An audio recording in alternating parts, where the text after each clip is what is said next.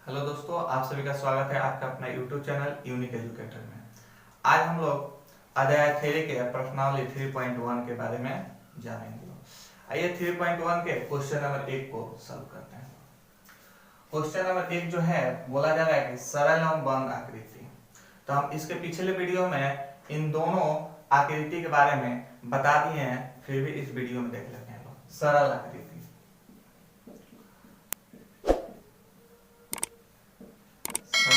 आकृति कैसा होता है इसको देखते हैं। ये सब आपका सरल आकृति हो जाएगा, ऐसा हो, ये सब सरल आकृति है। और इसमें क्या होता है ना कि एक रेखाखंड के माध्यम से बनता है, इसीलिए इसको हम लोग सरल आकृति कहते हैं लोग। एक रेखाखंड से बनता है।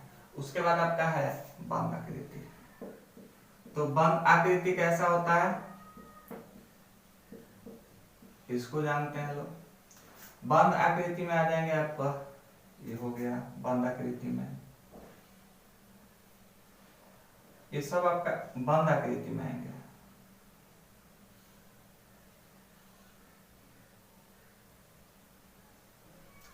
ये सब आपका बंद आकृति में आ गए। और बहुत से त्रिभुज आ जाएंगे जो क्या होते हैं, बंद आकृति के माध्यम से आते हैं। तो इसके उदाहरण हैं। और ये आपका हो गया कि सरल आकृति में एक रेखाखंड के माध्यम से बनता है। आइए ये क्वेश्चन नंबर सॉल्व के बाद अब हम लोग आइए क्वेश्चन नंबर 2 देखते हैं।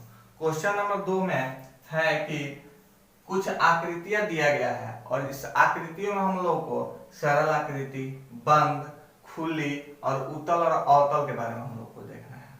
तो आइए हम लोग देखते हैं। ये आकृति दिया गया है, इस आकृति को हम लोग मान लेते हैं। पहला आकृति को क, दूसरा को ख, तीसरा को ग और चौथा को घ। अब इसमें हम लोग बारी बारी से देखते हैं। जैसे पहला आकृति आपका है सरल, सरल आकृति है।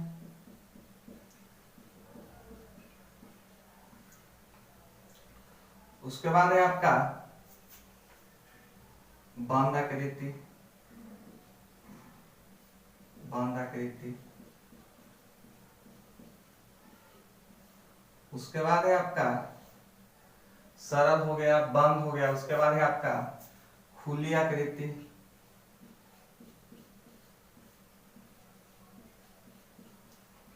खुली आकृति के बाद है आपका चौथा नंबर उत्तल, उत्तल आकृति। उसके बाद है 5 नंबर में अवतल आकृति, अवतल आकृति। अब हम लोग को ये 4 जो आकृति दिया गया है, इसी में से हम लोग को बताना है कि कौन सा बंद है, कौन सा सरल है। तो इस सरल आकृति में देखते हैं लोग। तो सरल आकृति का अंतर्गत आ जाएगा क नंबर, उसके बाद हो जाएगा आपका ख नंबर, उसके बाद एक हो जाएगा घ नंबर। ये 3 वो आपका सरल आकृति का अंतर्गत आएंगे। बंद आकृति का अंतर्गत कौन कौन आएगा, क नंबर और घ नंबर। खुली आकृति का अंतर्गत कौन आएगा, तो खुली आकृति का अंतर्गत आ जाएगा ख नंबर और ये ग नंबर। ये आपका खुली आकृति का अंतर्गत आएंगे। उसके बाद है आपका उत्तल, उत्तल आकृति में कौन आ जाएगा, तो केवल क नंबर फिगर। उसके बाद अवतल में कौन आ जाएगा, तो आपका घ नंबर फिगर। इस माध्यम से हम लोग इस आकृति का पहचान कर लिए लोग कि कौन सा सरल आकृति में इस फिगर के अनुसार आएगा। तो सरल आकृति में क नंबर आ जाएगा, ख नंबर आ जाएगा और घ नंबर आ जाएगा। बंद आकृति के अंतर्गत कौन कौन आएगा, तो एक क नंबर होगा, एक घ नंबर होगा। उसके बाद खुली आकृति के अंतर्गत कौन आएगा, तो ख नंबर और ग नंबर। उत्तल आकृति के अंतर्गत कौन आएगा, तो केवल क नंबर का फिगर आएगा। और अवतल आकृति के अंतर्गत कौन आएगा, तो केवल घ नंबर का फिगर आएगा। इस तरह से हमारा क्वेश्चन नंबर 2 भी सॉल्व हुआ। इसके बाद हम लोग फिर देखते हैं लोग इसके अगले क्वेश्चन 3 नंबर। क्वेश्चन नंबर 3 ये हम पढ़ जाते हैं। बोल रहा है कि दिए गए बहुभुज के नाम लिखिए तथा उनके सभी संभावित विकर्ण कीजिए। ये आपका बहुभुज दिया गया है, इसका सबसे पहले हम नाम लिख लेते हैं। इसका नाम लिख लेते हैं ए, बी सी डी ई और एफ, इसका नाम लिख देते हैं। इसमें हम लोग को अब क्या खींचना है, बीकर, तो बीकर खींचते हैं।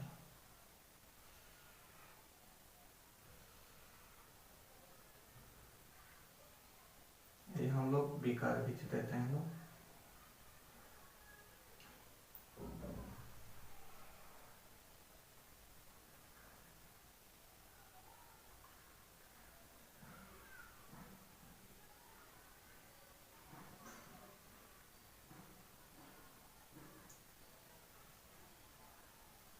आपका भी बीकर खींचा गया।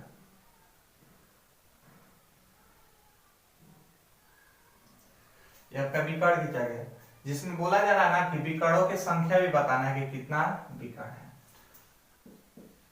तो बीकर की संख्या 9 हो जाएगी। ये आपका हम लोग क्या किए, बहुभुज का नाम भी लिख दिए और नाम लिखने के बाद इसका विकर्ण लिख दिया और विकर्ण भी गिन कर काउंटिंग करके बता दिए कितना है। तो विकर्ण कितना है, 9। अब हम लोग इसके बाद क्वेश्चन नंबर 4 देखेंगे। क्वेश्चन नंबर 4 क्या कह रहा है, इसको देख लेते हैं। क्वेश्चन नंबर 4 कह रहा है कि नीचे दिए गए चित्र में से कुछ कारें खड़ी है, बीच में चौकार आकार का एक मैदान है, बताइए कितने कार बहुभुज के अभ्यंतर भाग में है और कितने बाह्य भाग में है। अब इसको हम लोग देखते हैं लोग। ये आपका कार हो गई और एक कार में आपका एक मैदान है और मैदान का बोल रहा है ना कि अंदर कितने कार खड़ी है और बाहर कितने कार खड़ी है। तो इसको हम लोग आइए सॉल्व करते हैं। ये हो जाएगा आपका बहुभुज के अभ्यंतर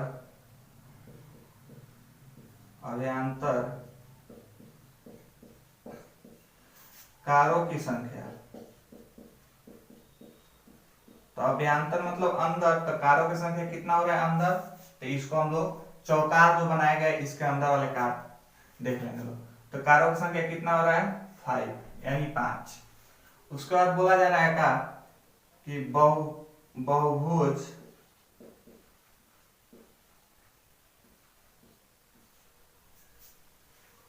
बहुभुज के बहिर्भाग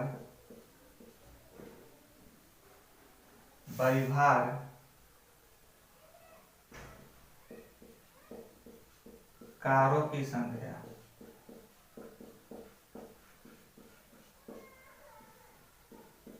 बहिर्भाग का मतलब है कि हम लोग अब इसके बाद देखेंगे लोग का कि इस चौकार के बाद कितने कार बाहर है। तो कितने कार बाहर खड़ी है, 1 2 3। तो कारों की संख्या कितनी हो जाएगी, 3। इस तरह से हम लोग का क्वेश्चन नंबर 4 भी सॉल्व हुआ। अब हम लोग क्वेश्चन नंबर 5 को देखेंगे। क्वेश्चन नंबर 5 देखते हैं। दिया है क्वेश्चन नंबर 5 कि नीचे दो कॉलम में से एक में बहुभुज का नाम तथा दूसरे में उसकी भुजाओं की संख्या दी गई है। बहुभुज के नामों को उनकी भुजाओं की संख्या से मिलान कीजिए। ये आपका कुछ भुजा के नाम दिया गया है, उसके बाद आपका भुजा की संख्या दी गई, बहुभुज का नाम है और भुजाएं की संख्या है। आइए इसको हम लोग सॉल्व करते हैं लोग। तो सबसे पहले हम लोग इसी तरह एक कॉलम बना लेंगे लोग। तो उसको बना लेते हैं लोग। पहला है आपका त्रिभुज, तो त्रिभुज लिखेंगे लोग। उसका है पंचभुज, तो पंचभुज लिख लेंगे लोग। उसके बाद है आपका सप्तभुज, उसके बाद है आपका नौभुज, उसके बाद आपका षष्ठभुज।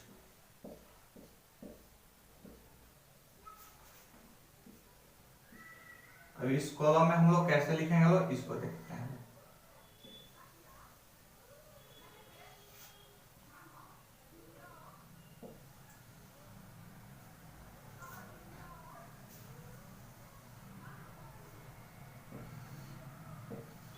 इसको हम लोग सॉल्व करते हैं लोग।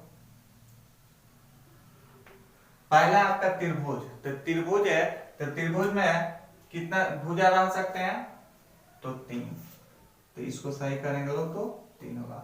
उसके बाद आपका है पंचभुज, तो पंचभुज में कितना हो सकता है, तो 5, तो यहां से उठाकर इसको 5।